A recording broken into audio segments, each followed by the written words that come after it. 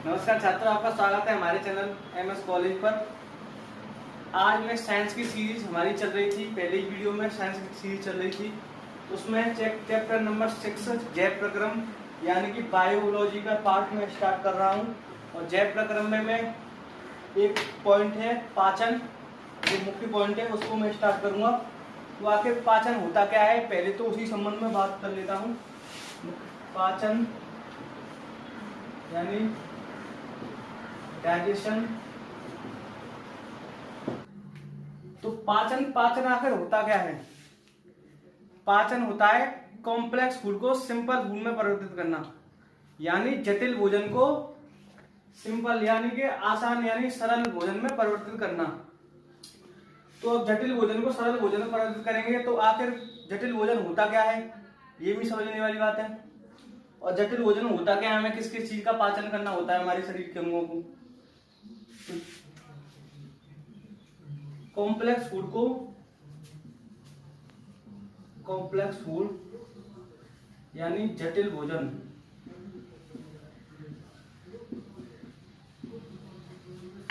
को simple food में परिवर्तित करना, यानी कि सरल भोजन में परिवर्तित करना।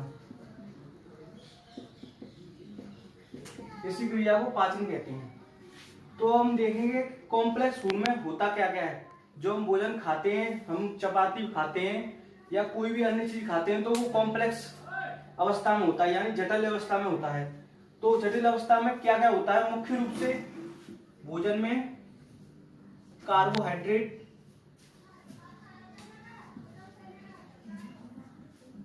प्रोटीन,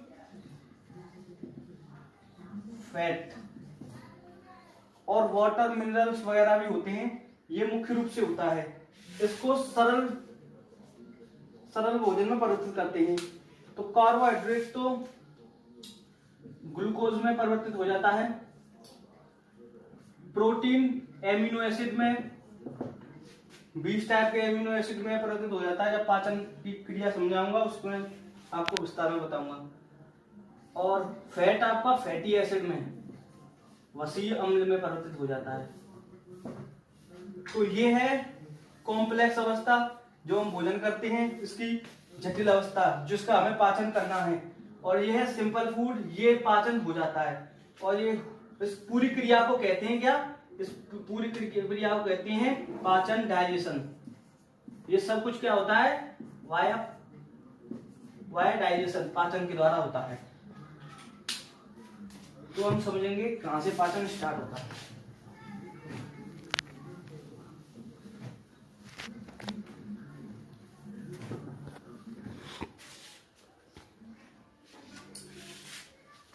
पाचन मुख गुहा से स्टार्ट हो जाता है। चित्र के माध्यम से समझेंगे जिससे समझने में आसानी होगी।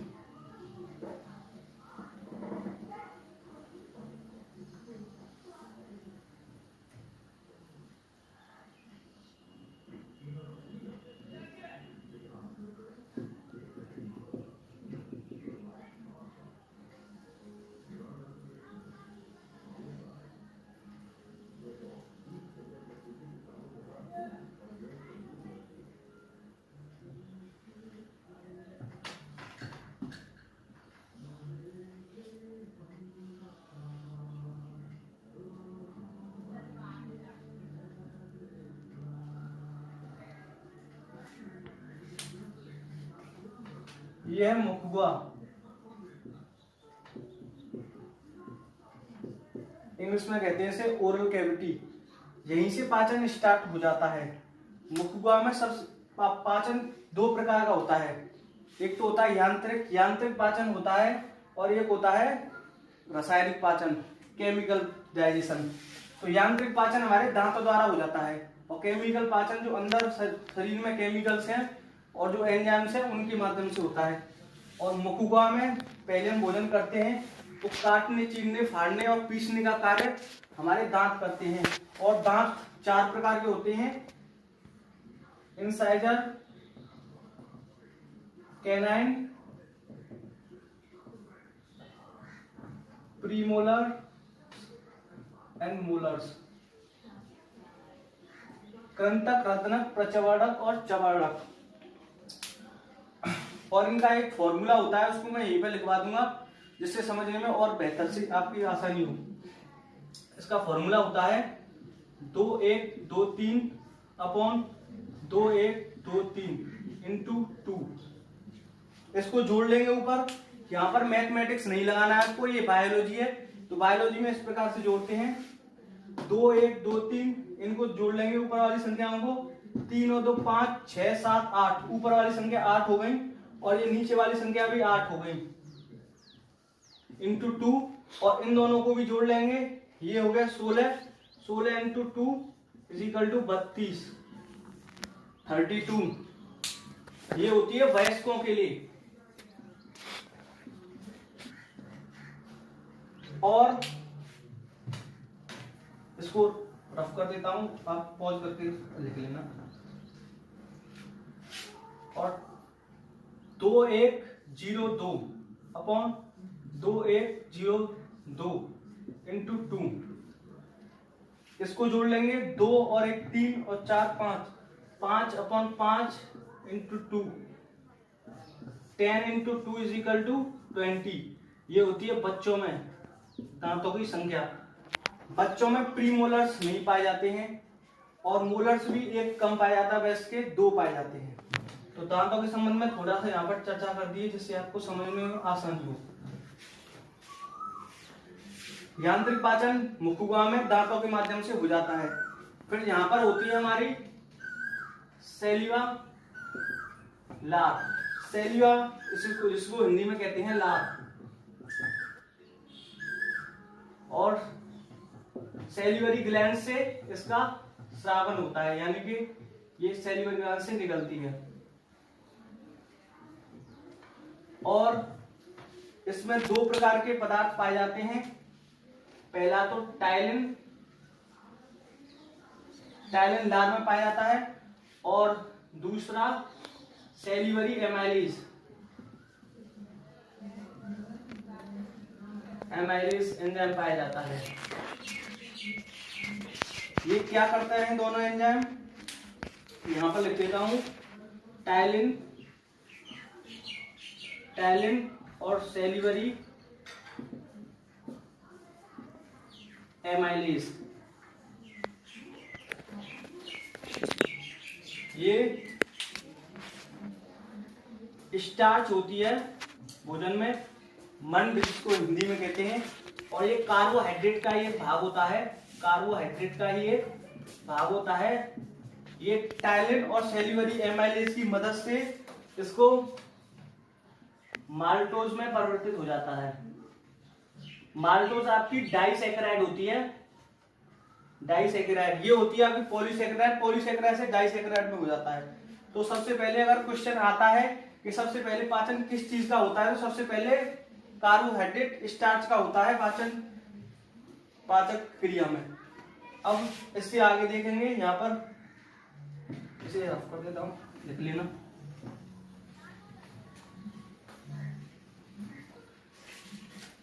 ये है आहार नाल, आहार नाल, ओइसोफेगस। आहार नाल में कोई पाचन नहीं होता है, यहाँ पर कोई भी पाचन नहीं होता है। भोजन जाता है आमाशय में, ये जे आकार की संरचना होती है, आमाशय यानी कि स्टमक, इसको इंग्लिश में स्टमक कहते हैं। ये है आमाशय, आमाशय, इसे इंग्लिश में स्टमक कहते हैं। इसमें सबसे पहले होता है HCl, HCl, HCl क्या कार्य करता है, सबसे पहले HCl करता है बैक्टीरिया को किल कर देता है। जो हम भोजन खाते हैं तो उसमें बैक्टीरिया भी होते हैं, तो बैक्टीरिया को किल करने का कार्य कौन करता है, HCl करता है, बैक्टीरिया को किल कर देता है, यानी कि जीवाणुओं को नष्ट करने का कार्य HCl करता है। और 2 प्रकार के और एंजाइम होते हैं, उनको ये एक्टिवेट करता है। वो एक्टिवेट फॉर्म में नहीं होते, सक्रिय अवस्था में नहीं होते। तो जैसे ही भोजन आता है और HCl बैक्टीरिया को किल करता है उसमें से, और जो 2 प्रकार के एंजाइम होते हैं उनको एक्टिवेट करता है। 2 प्रकार के एंजाइम कौन कौन से होते हैं, पहला तो होता है पेप्सिन। पेप्सिन का क्या कार्य होता है, पेप्सिन भोजन में हमारे, मैंने बताया था भोजन में प्रोटीन, फैट और कार्बोहाइड्रेट पाई जाती है। तो कार्बोहाइड्रेट का यहीं से पाचन स्टार्ट हो गया। फिर आती है बात प्रोटीन की। तो पेप्सिन प्रोटीन को पेप्टोन्स और पेप्टाइड्स में परिवर्तित कर देता है, बदल देता है, पेप्टाइड्स में बदल देता है। इसका यह कार्य होता है। उसके बाद में एक और एंजाइम होता है रेनिन।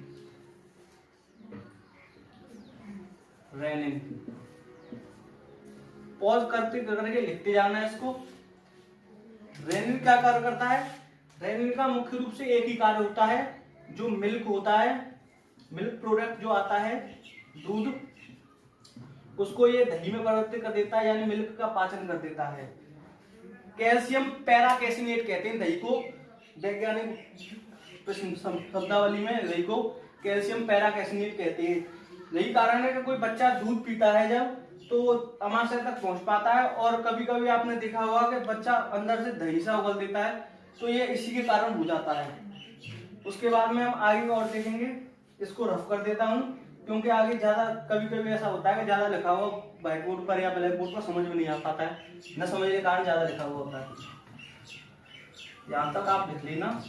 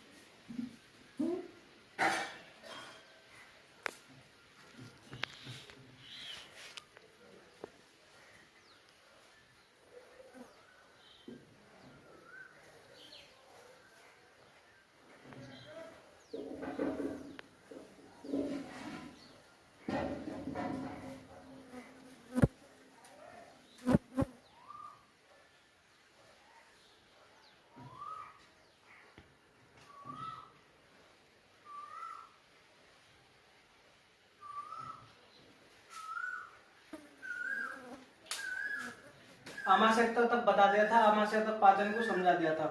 उसके बाद में भोजन आता है यहाँ पर, इस जगह पर। इसे कहते हैं ग्रसनी, और इंग्लिश में कहते हैं इसको डियोडेनम।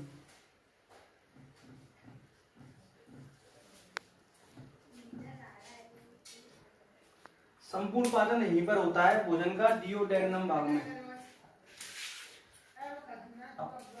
ये पैनक्रियास होता है, ये पैनक्रियास, अग्न्याशय, और ये लीवर, यकृत, इसे कहते हैं अग्न्याशय हिंदी में।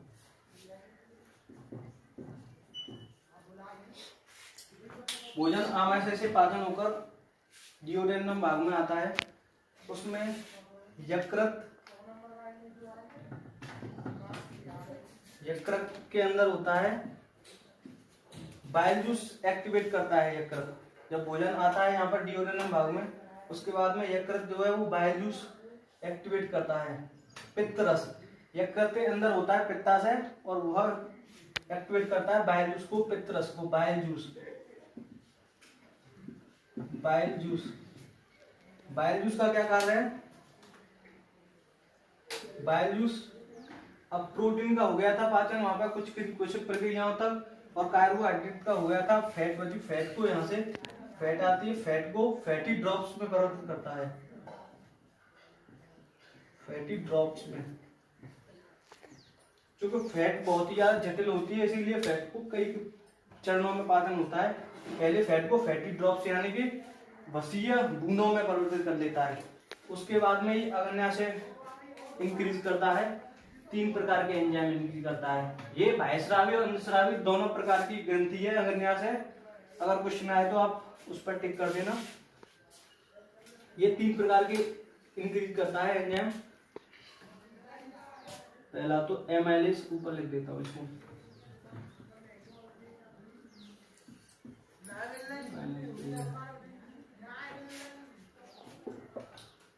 सबसे पहले करता है ये लाइपेज।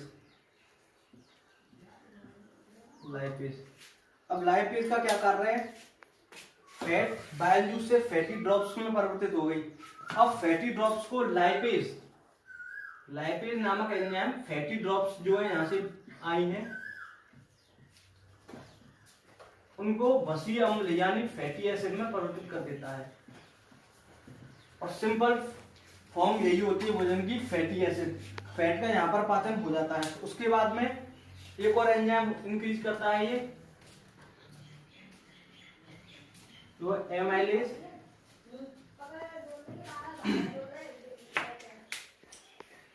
कार्बोहाइड्रेट का पाचन वहां तक माल्टोज तक हो गया था। उसके बाद में ये कार्बोहाइड्रेट को और जो डाई तक हो गया था उसको मोनो में करेगा परिवर्तित। तो कार्बोहाइड्रेट को ग्लूकोज में परिवर्तित कर देता है। एमाइलेज कार्बोहाइड्रेट को ग्लूकोज में परिवर्तित कर देता है। उसके बाद में एक और एंजाइम रिलीज करता है ये, एमाइलेज, लैपेज और ट्रिप्सिन। ट्रिप्सिन यहां पर लिख देता हूं,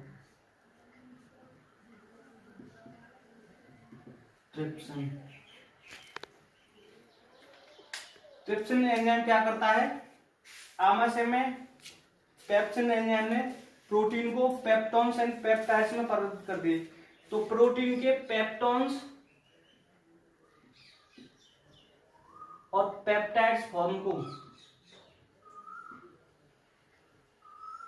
को एमिनो एसिड में परिवर्तित कर देता है, अमीनो अम्ल में परिवर्तित कर देता है। 20 प्रकार के करीबन अमीनो अम्ल में परिवर्तित कर देता है। और यकृत में बाइल जूस के अलावा विटामिनों का भी, विटामिन भी होती है यकृत में, विटामिन का भी। और यकृत में होता है हेपेरिन यानी कि स्कंदरोधी। यहाँ पर जगह के कारण मैं लिख नहीं रहा हूँ, तो हेपेरिन के बारे में बता देता हूँ आपको। वो स्कंदरोधी होता है, यानी कि स्कंदरोधी का अर्थ, शाब्दिक अर्थ होता है स्कंद, यानी कि थक्के को रोकने का कार्य करता है। ब्लड को क्लॉटिंग करने का कार्य करता है। धमनियां हमारे शरीर में जो ब्लड चलता है उसको रोकने का, उसको क्लॉट करने का, जो उसको बचाता है क्लॉट करने से। अगर क्लॉटिंग हो गई तो परिवहन जो रुक जाएगा। उसके बाद में भोजन यहीं पर पाचन हो जाता है, डिओडेनम भाग में। फिर भोजन छोटी आंत, ये है छोटी आंत, स्मॉल इंटेस्टाइन, और यह बड़ी आंत, लार्ज इंटेस्टाइन। छोटी आंत से होता हुआ भोजन यहां से जाता है और नीचे वाले भाग में पहुंचा है। नीचे वाले भाग को छोटी आंत के को कहते हैं इलियम।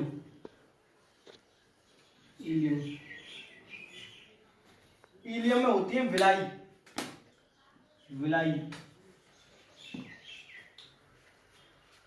शेषांत्र होती है विलाई कुछ इस प्रकार की होती है। विलाई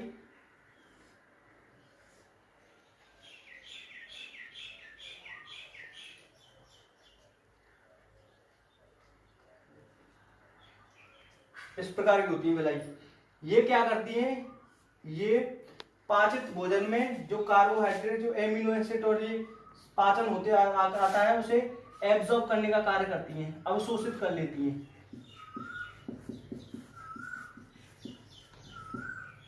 अब इतनी प्रक्रियाओं के बावजूद भी कुछ भोजन और कुछ वेस्ट मटेरियल बचता है, और पानी भी बचता है। तो जो जल बचता है उसको ये बड़ी आंत में अवशोषित कर लिया जाता है। बड़ी आंत में जल का एब्जॉर्बेशन हो जाता है और उसके बाद में जो वेस्ट मटेरियल बचता है वो रेक्टम में आता है, यहाँ पर रेक्टम मलाशय। उसके बाद में एनएस के थ्रू ये स्रावित हो जाता है, यानी ये निकल जाता है एनएस के थ्रू, वेस्ट मटेरियल जो है वो एनएस के थ्रू निकल जाता है। तो इसी प्रकार आपकी पाचन क्रिया जो है वो पूर्ण हो जाती है। इसी प्रकार पाचन क्रिया पूर्ण हो जाती है और मुखुआ से लेकर यहाँ तक पाचन क्रिया समझा दी है। अब आपको दिख रहा होगा यहाँ से एक सीधी आपको एक नली प्रकार की दिख रही होगी, यहाँ से लेके ये पूरी एक नली दिख रही होगी, यहीं से भोजन जा रहा है। तो इस पूरी नली को कहते हैं हम आहार नाल। ये जो पूरी नली है इसको कहते हैं आहार नाल। ये करीब 12 मीटर की होती है और इसमें सबसे बड़ी जो आहार नाल का भाग होता है वो होता है छोटी आंत का। नाम तो इसका छोटी है पर ये आकार में बड़ी है और इसका व्यास जो है वो सकरा होता है। तो छोटी आंत होती है करीबन 6-7 मीटर की होती है और 1.5 मीटर की करीबन बड़ी आंत होती है। ये छोटी आंत 6-7 मीटर की होती है, स्मॉल इंटेस्टाइन, और 1.5 मीटर की करीब बड़ी आंत होती है। और बड़ी आंत का व्यास है वो अधिक होता है। अब पाचन आपका पूरा हो गया है। अगर आपको पूरे पाचन में कोई भी क्वेरी यानी कोई भी आपको दिक्कत आ रही हो, कोई भी परेशानी आ रही हो तो आप कमेंट बॉक्स में बता सकते हैं और व्हाट्सएप ग्रुप पर भी आप पूछ सकते हैं, क्वेश्चन कभी भी पूछ सकते हैं। 24 घंटे आपके लिए सेवा उपलब्ध है। धन्यवाद, जुड़े रहिए हमारे साथ। चैनल को सब्सक्राइब एंड लाइक करें।